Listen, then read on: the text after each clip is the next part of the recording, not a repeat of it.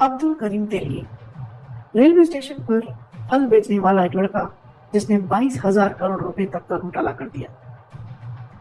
आपने अब तक कई घोटालों के बारे में सुना होगा, लेकिन आज हम जिस घोटाले की कहानी और इस पूरे घोटाले के पीछे जिस व्यक्ति का हाथ था उसकी कहानी बताएंगे तो आप शायद इस पर यकीन भी नहीं करेंगे, क्योंकि ये घोटाला 1,000-2,000 करोड़ का नहीं था, बल्कि आजाद भारत का तब तक का सबसे बड़ा घोटाला था। और इस घोटाले को एक ऐसे व्यक्ति ने अंजाम दिया था जो कभी रेलवे स्टेशन पर ठेला लगाकर फल सब्जियां बेचा करता था। ये घोटाला था स्टैम्प पेपर घोटाला, और इस घोटाले का मास्टरमाइंड था अब्दुल करीम तेलगी। महा घोटाले की इस पूरी कहानी का सबसे इंटरेस्टिंग पार्ट ये है कि बाद में सरकार ने इस घोटाले को कानूनी मान्यता भी दे दी। आखिर वो कैसे, चलिए जानते हैं सब कुछ इस वीडियो में आगे। मैं आर्यन आज आपको अब्दुल करीम तेलगी की कहानी सुनाऊंगा। यहाँ आपको इसी स्टैम्प पेपर घोटाले और इस घोटाले के मास्टरमाइंड अब्दुल करीम तेलगी की पूरी कहानी डिटेल में बताई जाएगी। लेकिन उससे पहले अगर आपने अब तक इस चैनल को सब्सक्राइब नहीं किया है तो जल्दी से चैनल को सब्सक्राइब कर लीजिए और हमारे लेटेस्ट वीडियो की जानकारी के लिए बेल आइकन भी दबा दीजिए। दोस्तों, 29 जुलाई 1961 को कर्नाटक के बेलगांव शहर के खानपुर में एक रेलवे कर्मचारी के घर अब्दुल करीम तेलगी का जन्म हुआ। चूंकि अब्दुल करीम तेलगी के पिता रेलवे में नौकरी करते थे, इस कारण परिवार की आर्थिक स्थिति ठीक ठाक थी। लेकिन कहते हैं ना, वक्त हमेशा एक जैसा नहीं रहता। ऐसा ही कुछ अब्दुल करीम तेलगी के साथ भी हुआ। जब तेलगी की उम्र सिर्फ 7 से 8 साल की थी तो बीमारी की वजह से पिता की मृत्यु हो गई। इसके बाद परिवार की हालत इतने बदतर हुए, तेलगी का परिवार रेलवे स्टेशन पर ठेला लगाकर फल सब्जियां और मूंगफली बेचने को मजबूर हो गया। परिवार की बिगड़ती हालत को देखते हुए करीम तेलगी भी अपने परिवार के काम में हाथ बटाने लगा और इसने भी फलों का एक ठेला रेलवे स्टेशन पर लगाना शुरू कर दिया। पिताजी के गुजरने के बाद आर्थिक स्थिति बहुत बदतर हो चुकी थी और दिन भर फल बेचने के बावजूद पूरा परिवार सिर्फ अपने पेट भरने लायक ही पैसा जमा कर पाता था। इसकी वजह ये थी कि जिस रेलवे स्टेशन पर ये लोग फल बेचा करते थे, वहां दिन में केवल 12 ट्रेन ही रुकती थी। परिवार की आर्थिक स्थिति भले ही बहुत अच्छी नहीं थी, लेकिन करीम तेलगी को पढ़ने का बहुत शौक था। इसलिए उसने खानपुर के सर्वोदय विद्यालय में एडमिशन ले लिया और ये इंग्लिश मीडियम स्कूल में पढ़ाई करने लगा। और स्कूल की फीस तो दिन भर फल बेचकर जमा करता था। जैसे जैसे उम्र बढ़ी, इसकी पढ़ाई भी आगे बढ़ती गई और इसने बीकॉम तक की पढ़ाई पूरी कर ली। साथ ही छोटी मोटी कंपनियों में काम भी करने लगा। लेकिन अब्दुल करीम तेलगी बहुत कम समय में ज्यादा पैसे कमाना चाहता था। इस कारण इसने कई कंपनियों में जॉब भी पकड़ी और रिजाइन भी कर दिया।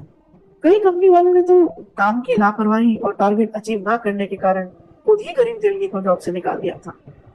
इसी भागदौड़ के बीच वो मुंबई आ गया और फिर यहाँ उसे विदेश जाने का ख्याल आया, क्योंकि उसके आसपास के कई लड़के सऊदी अरब में नौकरी कर रहे थे, जहाँ वो भारत के मुकाबले अच्छा पैसा कमा रहे थे। दूसरों को देखकर तेलगी भी सऊदी अरब चला गया। वहां उसने 7 साल तक काम किया और अच्छे पैसे जमा कर लिए।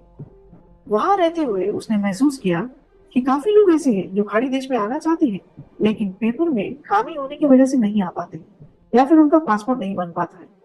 इसलिए वो जब सऊदी अरब से वापस आया तो कर्नाटक से मुंबई आ गया और फिर मुंबई में इसने अरेबियन मेट्रो ट्रेवल्स नाम की एक कंपनी शुरू कर दी। इस कंपनी में फर्जी पासपोर्ट बनाकर लोगों को विदेश भेजने का धंधा किया जाने लगा। कमाल की बात तो ये है कि लंबे समय तक वो फर्जी पासपोर्ट का धंधा करता रहा, लेकिन पकड़ में नहीं आया। इसी कारण इसका बिजनेस बढ़ता चला गया और फर्जी पासपोर्ट से बढ़कर अब्दुल करीम तेलगी ने लोगों को फर्जी वीजा और इमिग्रेशन सर्टिफिकेट भी बेचने शुरू कर दिए। जिसका पासपोर्ट कहीं नहीं बनता था, उसका पासपोर्ट चंद घंटों में अब्दुल करीम तेलगी के ऑफिस में बन जाता था। और कमाल की बात तो ये होती थी कि उस पासपोर्ट पर लोग बाहर भी चले जाते थे। जब तेलगी का ये बिजनेस काफी फल फूल रहा था, तभी किसी ने सरकारी एजेंसियों को खबर कर दी और आखिरकार तेलगी 1991 में पहली बार फर्जी पासपोर्ट बनाने के आरोप में सलाखों के पीछे पहुंच गए। जेल जाने के बाद अक्सर लोगों की जिंदगी तबाह हो जाती है, लेकिन अब्दुल करीम तेलगी को जेल में करोड़ों रुपए कमाने का आइडिया मिल गया। दरअसल जेल में तेलगी की मुलाकात राम रतन सोनी से हुई। राम रतन सोनी कलकत्ता का रहने वाला था और ये कलकत्ता में स्टैम्प पेपर का बिजनेस किया करता था। जेल में रहते हुए राम रतन सोनी और अब्दुल करीम तेलगी के बीच दोस्ती बढ़ी और दोनों फ्यूचर के बारे में प्लानिंग करने लगे। इसी दौरान सोनी ने तेलगी को स्टैम्प पेपर से जुड़े फर्जीवाड़े के बारे में समझाया। साथ ही इसने कहा कि अगर कुछ करना ही है तो स्टैम्प पेपर से जुड़ा बिजनेस करो। इसमें ना तो कोई खून खराबा है और ना ही कोई मारकाट, फिर भी इसमें बेतहाशा पैसा है। तेलगी को राम रतन सोनी का ये आइडिया बहुत पसंद आया और वो जैसे ही फर्जी पासपोर्ट बनाने के जुर्म में मिली सजा को पूरी करने के बाद जेल से बाहर आया, वैसे ही उसने स्टैम्प पेपर के धंधे में उतरने की तैयारी कर ली। जेल से बाहर आने के बाद कुछ समय तक तेलगी राम रतन सोनी के लिए काम करता है। तेलगी को राम रतन सोनी का एडहेसिव स्टैम्प्स और नॉन जुडिशियल स्टैम्प पेपर्स बेचना होता था। इसके बदले सोनी इसे कमीशन देता था। कमाई अच्छी हो रही थी, लेकिन इतने में तेलगी का मन कहाँ भरने वाला था। वो तो बस कुछ ऐसा बड़ा करना चाहता था कि जिसकी कोई मिसाल ना। इसीलिए पहले वो अच्छे से रिसर्च करता है कि स्टैम्प पेपर क्या है, इसका बिजनेस कैसे कर सकते हैं और इसमें जालसाजी या धोखाधड़ी की क्या गुंजाइश है। सारी बारीकियों को समझने के बाद तेलगी सबसे पहले स्टैम्प पेपर बेचने का सरकारी लाइसेंस प्राप्त करता है। ऐसा उसने इसलिए किया था ताकि आगे जो वो करे उस पर किसी को शक ना हो। प्लान के मुताबिक अब स्टैम्प पेपर छापने के लिए उसे मशीन की जरूरत थी, लेकिन बाहर से मशीन खरीदकर इस्तेमाल करना असंभव था। इसलिए अब्दुल करीम तेलगी ने अपना शातिर दिमाग लगाया और इसने रिसर्च के दौरान पाया कि जहां भारत सरकार की स्टैम्प पेपर प्रिंट करने की फैक्ट्री है, वहां जब मशीन खराब हो जाती है तो उसे नीलाम कर दिया जाता है। अब अब्दुल करीम तेलगी सीधे इंडियन सिक्योरिटी प्रिंटिंग प्रेस जाता है, जहां से वो सारी जानकारी इकट्ठा करता है कि कब मशीन की नीलामी होगी और नीलामी में मशीन खरीदने की प्रक्रिया क्या है। सारी जानकारी इकट्ठा करने के बाद जब कुछ दिनों में खराब हो चुके स्टैम्प पेपर प्रिंटिंग मशीन की नीलामी होती है तो करीम तेलगी बहुत ऊंची कीमत देकर वो मशीन खरीद लेता है। अमूमन मशीन खरीदने वाले लोग इसे रद्दी में फेंक देते हैं, लेकिन तेलगी ने दिमाग लगाते हुए उस मशीन को संभाल कर रखा और कुछ एक्सपर्ट्स की मदद से गुपचुप तरीके से उस मशीन को ठीक करवा लिया। साथ ही उसने स्टैम्प पेपर प्रिंट करने के लिए जरूरी कागज, इंक और दूसरे मटेरियल का भी जुगाड़ कर लिया। कहा जाता है कि ये सब चीजें हासिल करने में फैक्ट्री में काम करने वाले किसी अधिकारी ने ही अब्दुल करीम तेलगी की मदद की थी। इसके बदले तेलगी ने उसे बहुत मोटी रकम दी थी। धीरे धीरे करीम तेलगी ने बड़ी मात्रा में अपने गुप्त फैक्ट्री में स्टैम्प पेपर छापना शुरू कर दिया। फिर इसने नकली स्टैम्प पेपर को असली स्टैम्प पेपर के साथ मिलाकर बेचना शुरू कर दिया। धीरे धीरे नकली स्टैम्प पेपर का बिजनेस बढ़ने लगा और उसने काफी सारे लोगों को जॉब पर भी रख लिया और धीरे धीरे नकली स्टैम्प पेपर की सप्लाई पूरे देश में शुरू कर दी। आपको जानकर अचंभा होगा कि इस काम के लिए देश भर से करीम तेलगी ने लगभग 350 MBA के छात्रों को नौकरी पर रखा था। उनका काम था कि बड़े बड़े कॉर्पोरेट ऑफिस से लेकर हर सरकारी दफ्तर में जाकर अब्दुल करीम तेलगी से ही स्टैम्प पेपर खरीदने की सेटिंग करें। अब्दुल करीम तेलगी जो स्टैम्प पेपर नकली तरीके से बनाता था, वो कहीं भी देखने में नकली नहीं लगता था। साथ ही अपने ग्राहकों को वो स्टैम्प पेपर बहुत ही किफायती दाम में बेचता था। इस कारण धीरे धीरे इसके स्टैम्प पेपर के ग्राहक बढ़ते चले गए।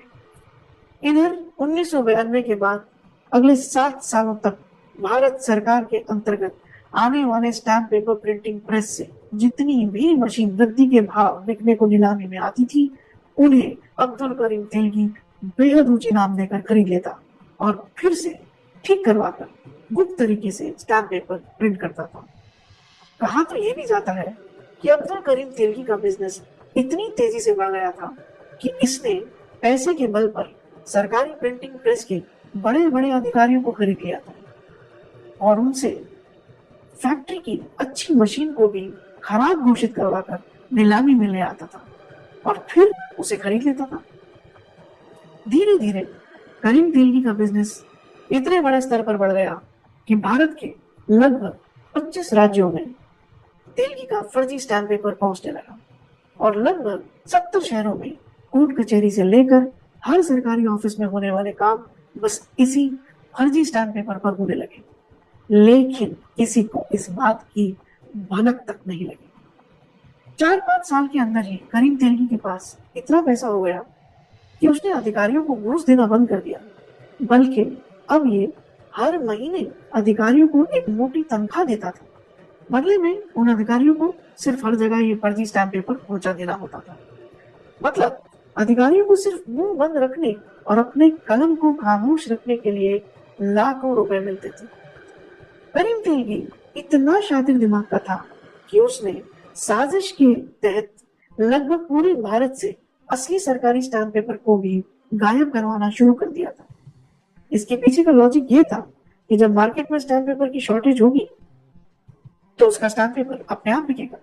उसका ये आइडिया काफी काम कर गया और धीरे धीरे मार्केट में स्टैम्प पेपर की शॉर्टेज होने लगी और इसका जमकर फायदा करीम तेलगी ने उठाया और लगभग पूरे स्टैम्प पेपर की मार्केट में पूरे भारत में इसने कब्जा जमा लिया। इसकी पहुंच इतनी ऊपर हो गई थी कि सरकारी स्टैम्प पेपर का मार्केट में शॉर्टेज करवाने के लिए इसने साजिश के तहत अधिकारियों की मिलीभगत से सरकारी स्टैम्प पेपर की डिलीवरी ऐसी जगह पर करवा देता था जहां सरकारी ऑफिस नहीं होती थी, बल्कि वहां करीम तेलगी के आदमी होते थे तो कहीं वीरानियां होती थी। उन जगहों पर ये सरकारी स्टैम्प पेपर महीनों महीनों तक यूं ही पड़े रहते। इस तरह मार्केट से सरकारी स्टैम्प पेपर की शॉर्टेज होती चली गई और करीम तेलगी का बिजनेस दिन दोगुनी रात चौगुनी की रफ्तार से बढ़ने लगा। कहते हैं ना, हर बुराई का अंत होना ही है। ऐसे ही करीम तेलगी के साथ भी हुआ। 1992 में इसने नकली स्टैम्प पेपर का बिजनेस शुरू किया था। धीरे धीरे इस बात की खबर सरकारी एजेंसियों को भी लगने लगी थी, लेकिन इसके पास इतना पैसा हो गया था कि इसने पैसे से हर किसी का मुंह बंद कर दिया था। इसके बावजूद देश के अलग अलग हिस्सों में 1992 से साल 2000 तक करीम तेलगी पर लगभग 25 से ज्यादा मुकदमे दर्ज हो गए थे। लेकिन इसका रसूख इतना ज्यादा था कि आला अधिकारियों की मदद से ये हमेशा गिरफ्तारी से बचता रहा। लगभग 8 सालों तक स्टैम्प पेपर भेजकर अकूत संपत्ति बनाने वाला करीम तेलगी आखिरकार नवंबर 2001 में पुलिस की पकड़ में आ ही गया। दरअसल बैंगलोर पुलिस को टिप मिली थी कि एक पुलिस चौकी पर एक ट्रक पकड़ा गया है जिसमें सिर्फ स्टैम्प पेपर भरे हुए हैं। तुरंत पुलिस मौके पर गई और स्टैम्प पेपर से जुड़े कागजात मांगे, लेकिन ट्रक वाला वो कागजात नहीं दे पाया। धीरे धीरे पुलिस हरकत में आने लगी और ट्रक को जब्त करने के साथ ही तत्काल ही कुछ लोगों को गिरफ्तार कर लिया। शुरू में पुलिस समझ रही थी कि ये चोरी के स्टैम्प पेपर हो सकते हैं, लेकिन जैसे जैसे जांच आगे बढ़ी पुलिस को समझ में आया कि ये खेल बहुत बड़ा है और फिर पुलिस ने इस मामले की छानबीन के लिए एक स्पेशल टीम बनाई। इसके बाद धनाधन लोगों की गिरफ्तारी होती गई और आखिरकार सबके तार अब्दुल करीम तेलगी से ही जुड़ी। इस बात की भनक अब्दुल करीम तेलगी को भी लग गई थी कि पुलिस के सामने आखिरकार उसका फर्जीवाड़ा आ ही गया है और पुलिस उसके पीछे पड़ी है। इसीलिए तेलगी रातों रात अंडरग्राउंड हो गया था। पुलिस दिन रात अब्दुल करीम तेलगी के पीछे पड़ी थी, लेकिन तेलगी किसी के हाथ नहीं आ रहा था। इसी बीच पुलिस को खबर लगी कि अब्दुल करीम तेलगी अजमेर शरीफ दरगाह पर जा रहा है। बस पुलिस को इसी मौके की तलाश थी। पुलिस ने बिना किसी गलती के वही मौके पर करीम तेलगी को गिरफ्तार कर लिया। अब जांच आगे बढ़ी तो जब खुलासे हुए उससे हर किसी के होश उड़ गए। दरअसल जांच के दौरान ही पता चला कि करीम तेलगी ये 2 नंबरी स्टैम्प पेपर का बिजनेस पिछले 2 साल से नहीं बल्कि लगभग 8 सालों से कर रहा है। जांच के दौरान तेलगी ने बताया कि उसने राम रतन सोनी के साथ मिलकर 1992 में पहले कानूनी तौर पर स्टैम्प पेपर बेचने का लाइसेंस हासिल किया। उस लाइसेंस के दम पर उसने असली स्टैम्प पेपर के साथ नकली स्टैम्प पेपर को मिलाकर बेचना शुरू कर दिया, जिससे इसकी काफी कमाई हुई। फिर उसके बाद साजिश के तहत प्रिंटिंग प्रेस की अच्छी मशीनों को खराब घोषित करवाकर नीलामी में उसे खरीद लिया और फिर उससे प्रिंट करते हुए अपने नकली स्टैम्प पेपर धीरे धीरे पूरे देश में फैला दिए। जांच पड़ताल के दौरान खुलासा हुआ कि 1995 में 1995 में राम रतन सोनी के साथ करीम तेलगी का किसी बात को लेकर विवाद हो गया और दोनों अलग हो गए थे। उसके बाद से तेलगी अकेले ही ये बिजनेस कर रहा था। इसने अपनी पहुंच पैरवी का इस्तेमाल करते हुए खुद की प्रिंटिंग प्रेस स्थापित कर ली थी। पुलिस लगातार तेलगी से पूछताछ कर रही थी, लेकिन तेलगी इस पूरे मामले में पुलिस का कहीं भी सहयोग नहीं कर रहा था। तो कोर्ट की परमिशन से तेलगी को नार्को टेस्ट करवाया गया, जिसमें तेलगी ने बताया कि इस पूरे घोटाले में वो अकेला नहीं है, बल्कि कई बड़े राजनेता और आला अधिकारी भी शामिल हैं। नार्को टेस्ट के दौरान करीम तेलगी ने कई बड़े राजनेताओं का नाम भी लिया था। बैंगलोर पुलिस इस मामले की पूरी गहराई तक जांच कर रही थी, तभी एसआईटी से जुड़े एक अधिकारी की मौत हो गई और उसके कुछ ही दिनों बाद तत्काल इस मामले को सीबीआई ने अपने हाथों में ले लिया। सीबीआई जांच में बहुत ज्यादा खुलासे नहीं हुए और कुल मिलाकर जांच सिर्फ अब्दुल करीम तेलगी के इर्द गिर्द ही घूमती रही। तेलगी ने जितने भी बड़े अधिकारियों या नेताओं का नाम लिया था, उन सभी को जांच के दायरे से लगभग बाहर कर दिया गया। जब सीबीआई ने जांच अपने हाथ में ली तो खुलासा हुआ कि तेलगी का बिजनेस 25 राज्यों के 70 बड़े शहरों में जबरदस्त तरीके से फैला हुआ है। देश के लगभग 18 शहरों में अब्दुल करीम तेलगी के 36 से ज्यादा करोड़ों की प्रॉपर्टी का पता चला। इसके अलावा देश के अलग अलग हिस्सों में 100 से ज्यादा बैंक अकाउंट अब्दुल करीम तेलगी से जुड़े मिले, जिसमें करोड़ों रुपए पड़े हुए थे। कुल मिलाकर जब इस पूरी घोटाले का आकलन किया गया तो सीबीआई ने बताया कि ये पूरा घोटाला कम से कम 22,000 करोड़ से ज्यादा का है। तब ये उस समय तक के इतिहास का सबसे बड़ा घोटाला था। हालांकि कई एक्सपर्ट्स का मानना है कि ये घोटाला 22,000 करोड़ का नहीं, बल्कि पूरे 8 साल में ये घोटाला कम से कम 1 लाख करोड़ रुपए का हुआ है। पूरी जांच पड़ताल के बाद अब्दुल करीम तेलगी को 2006 में इस मामले में पूरे 30 साल की सश्रम कैद की सजा सुनाई गई। इसके अलावा पूरे घोटाले को देखते हुए अब्दुल करीम तेलगी पर कोर्ट ने 202 करोड़ रुपए का रिकॉर्ड जुर्माना भी लगाया। करीम तेलगी के साथ अन्य 6 लोगों को भी सजा मिली थी। अब्दुल करीम तेलगी को बैंगलोर की जेल में ही रखा गया था। गिरफ्तारी के 16 साल बाद जेल में ही रहते हुए 26 अक्टूबर 2017 को अब्दुल करीम तेलगी की मौत हो गई। तेलगी की मौत की वजह मल्टीपल ऑर्गन फेलियर थी, लेकिन तेलगी के वकील का कहना था कि इस पूरे स्टैम्प पेपर घोटाले में तेलगी महज एक प्यादा था और इस पूरे खेल में कई बड़े नेता शामिल थे। इसलिए साजिश के तहत पहले तेलगी को एक संक्रमित सुई जेल में रहते हुए दी गई, जिस कारण ये बीमार पड़ा और उसकी मौत हो गई। हालांकि 2001 में गिरफ्तारी के बाद तेलगी का मेडिकल कराने वाले पुलिस ऑफिसर ने दावा किया था कि 2001 में ही इस बात की पुष्टि हो गई थी कि तेलगी को एड्स है। ये तो अब तक आपने जाना कि तेलगी ने क्या और कैसे स्कैम किया। चलिए अब जानते हैं कि अब्दुल करीम तेलगी के पास पैसे कितने थे। आपको जानकर हैरानी होगी कि भले ही ये घोटाला 20,000 करोड़ या 1 लाख करोड़ का रहा होगा, लेकिन सरकारी एजेंसियों ने 20,000 करोड़ का आधा पैसा भी जब्त नहीं किया, क्योंकि ये पैसे कभी भी सरकारी एजेंसियों के हाथ लगे ही नहीं। करीम तेलगी के पास इतना पैसा था कि इसका अंदाजा उसे भी नहीं था। कई बार जांच में उसे पूछा गया कि उसकी कुल संपत्ति कितनी होगी, तो उसने हमेशा अपनी कुल दौलत बताने में असमर्थता ही जताई। आपको जानकर अचंभा होगा कि अब्दुल करीम तेलगी अपने ज्यादातर पैसे बोरे में भरकर रखता था। इसीलिए उसे जब भी इसकी कुल पैसों के बारे में पूछा जाता था तो बस ये बताता था कि उसके पास कितने बोरे हैं। इसने अपने पूरे पैसे कभी गिने भी नहीं थे, वो ये अपने बोरे में गिनता था। उसकी गिनती केवल बोरों में होती थी। करीम तेलगी के पास कितना पैसा था, इस बात का अंदाजा आप इससे भी लगा सकते हैं कि तेलगी के साथ आरोप में एक पुलिस कांस्टेबल को भी गिरफ्तार किया गया था। उस पुलिस कांस्टेबल की सैलरी केवल 9,000 रुपया महीना थी, लेकिन जब जांच की गई तो उसके पास 100 करोड़ रुपए के प्रॉपर्टी के कागजात मिले। ये पैसा बस घूस के तौर पर तेलगी ने उसे दिया था। इसी तरह तेलगी के लिए काम करने वाले एक पुलिस इंस्पेक्टर के पास 200 करोड़ से ज्यादा की संपत्ति का पता चला था। अब आप समझ सकते हैं कि जब मामूली प्यादे 100-200 करोड़ रुपए में खेल रहे थे तो अब्दुल करीम तेलगी की कुल प्रॉपर्टी कितनी रही होगी। इसके अलावा वैसे तो तेलगी को 30 साल की सश्रम कारावास की सजा मिली थी, मतलब कि उसे जेल में दिन रात काम करते हुए सजा काटना था, लेकिन इसके पास इतना ज्यादा पैसा था कि एक बड़े पुलिस अधिकारी ने खुलासा किया कि जेल में काम करने की बजाय इसकी तेल मालिश के लिए रोजाना 3-4 लोग आते थे। साथ ही पैसों के बल पर जेल के अंदर उसके लिए हर तरह की सुख सुविधाएं उपलब्ध थी। कहा तो ये भी जाता है कि आमतौर से लोग मुट्ठी बंद करके घूस के पैसे देते हैं, लेकिन करीम तेलगी बोरे में पैसे भर के देता था, इसीलिए कोई भी अधिकारी ना नहीं कर पाता था।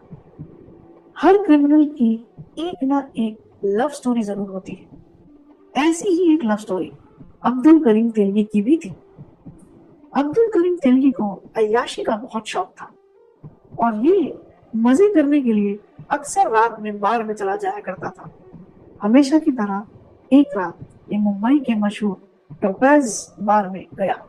यहाँ उसकी नजर एक ऐसी डांसर पर गई जिसको देखकर करीम तेलगी इस कदर फिदा हो गया कि उसने सिर्फ एक रात में उस डांसर पर 93 लाख रुपए लौटा दिए। आज भी जब लोगों की जिंदगी भर की कमाई भी 93 लाख नहीं होती है, वहाँ करीम तेलगी ने एक रात में बार डांसर पर 93 लाख रुपए लौटा दिए थे। इस बार डांसर का नाम तरन्नुम खान था। जब तरन्नुम खान के बारे में थोड़ी जानकारी जुटाई गई तो पता चला कि उसी समय मुंबई में हुए दंगों में तरन्नुम खान का पूरा परिवार तबाह हो गया था। पिता की मृत्यु हो गई थी और जो इसकी दुकान थी उसे लूट लिया गया था। मजबूरी में ये बार डांसर के तौर पर काम करती थी।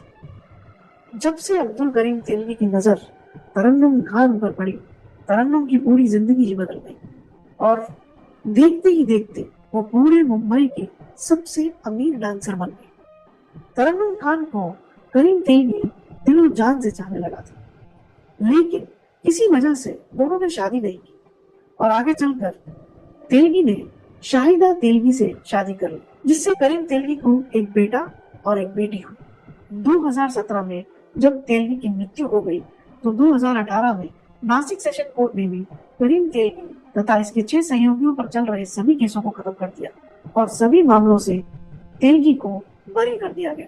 हालांकि 2018 में एक बार अब्दुल करीम तेलगी उस समय चर्चा में आया जब तेलगी की पत्नी ने कोर्ट में एक याचिका दायर करी कि उसके पति करीम तेलगी ने वसीयत की है कि मेरे मरने के बाद घोटाले से जमा की गई दौलत से जो भी जमीन खरीदी गई है उसे सरकार को वापस कर दिया जाए।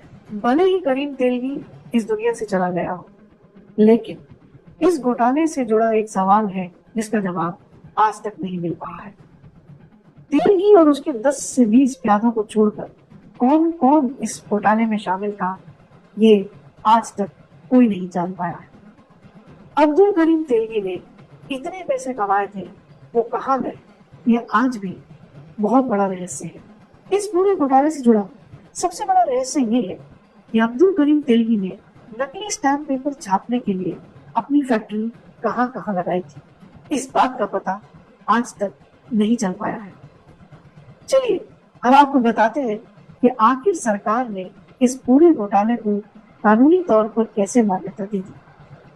दरअसल जांच के दौरान खुलासा हुआ कि 1992 से 2001 तक देश में जितने भी स्टैम्प पेपर यूज में आए उनमें से अधिकतर नकली यानी गैर कानूनी थे। इस आधार पर कहा गया कि गैर कानूनी स्टैम्प पेपर पर हुआ काम भी गैर कानूनी ही माना जाएगा। जैसे अगर किसी ने कोर्ट मैरिज की होगी तो उसने स्टैम्प पेपर दिया, वो नकली था तो उसकी शादी भी नकली ही मानी जाएगी। इसी तरह खरीद बिक्री में जिसने अब्दुल करीम तेलवी का नकली स्टैम्प पेपर यूज किया, वो खरीद बिक्री भी नकली ही हुई।